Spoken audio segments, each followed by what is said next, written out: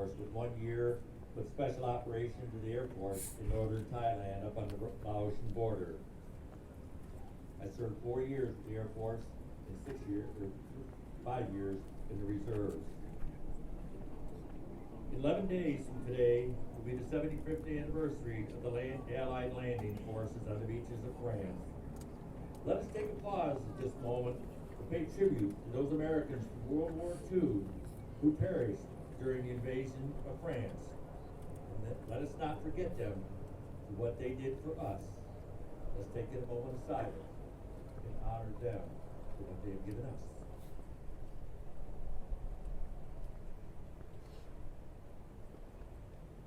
I want to thank all of you for coming here today and help us pay tribute to those brave Americans who sacrificed their lives in defense of our country and our nation.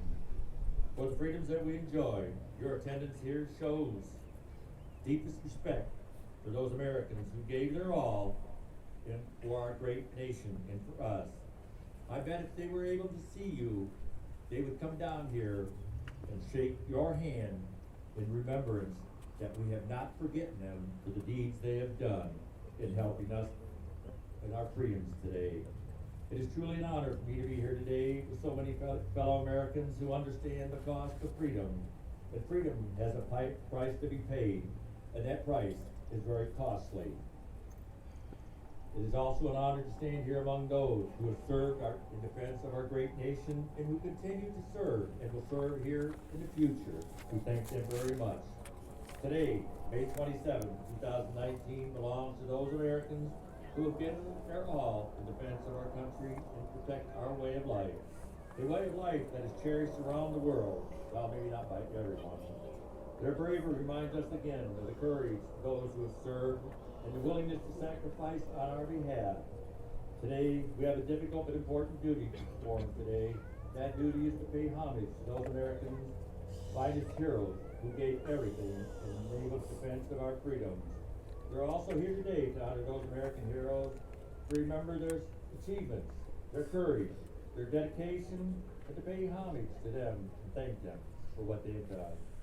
And is there ever enough ways to thank them for what they have given us in defense of our country? Difficult, and while more than 1,500,000 Americans have perished in serving our country in military conflicts around the world, we're still able to be a free society, infinite in its variety, sometimes turbulent, but the values for the having been tested by adversity. The men and women we honor today were real people. They were sons, they were daughters, fathers, including mothers and brothers and sisters, wives and husbands. They loved, and they were loved, and they are missed. If what former President Kennedy said is true, a nation reveals itself not only by the men and women it produces, but by also the men and women it honors, and the men and women it honors and remembers. There's no better place to do that than right here, right now, with all of you here today joining us in serving our great nation and being part of this monumental effort.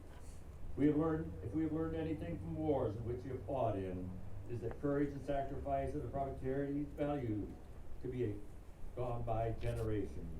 Just like I was brought up to respect the values of our nation and what the nation stands for, a nation of respect and freedom and respect for our flag.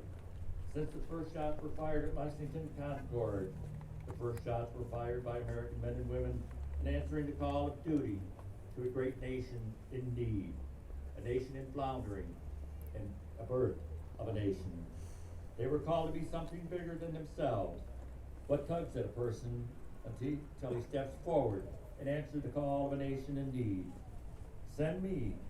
Why have they been willing to bear such a heaviest burden that a nation can ask? Whatever it is, they felt the tug of duty to one's country, and they answered the call of a nation. That is why they are America's best, and that is what separates them from who have not served in the uniform. Their extraordinary willingness to risk their lives for people they have never met and never will. We must never forget those who were and still listed as POW MIAs. Some of those POWs died in captivity, and we will never know what happened to them, for their bodies have not been returned to yet.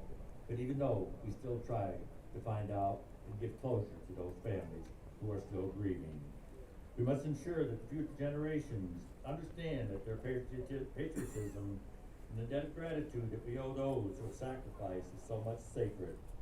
The tradition of remembering, however, must continue from year to year.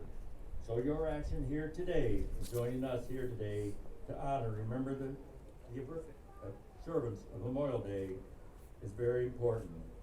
You have done your part to remind American people of the millions who accepted duty in our military forces and giving their lives for something bigger than themselves and the call to duty of a nation. We thank you for being part of what is called a sacred calling, and those who have sacrificed everything for us and me and you and our great nation. And let us carry the message of their sacrifices to the generations to come, so that when we are no longer to be able to remember them in our own way, there are brave Americans who will come forward and remember us and our past generations who gave their lives. Let no regret, no ravage of time testify to the present or the coming to the future generations that we haven't forgotten them as a people at the cost of freedom. May God bless America and those men and women who have been placed in harm's way and who still serve our military today. God bless all of you here today for your desire to be here and honoring them, and help us in honoring those brave American men and women. They are very special in our heart, in our lives, and to their families. May God bless all of you, and thank you very much for your participation. And at this time,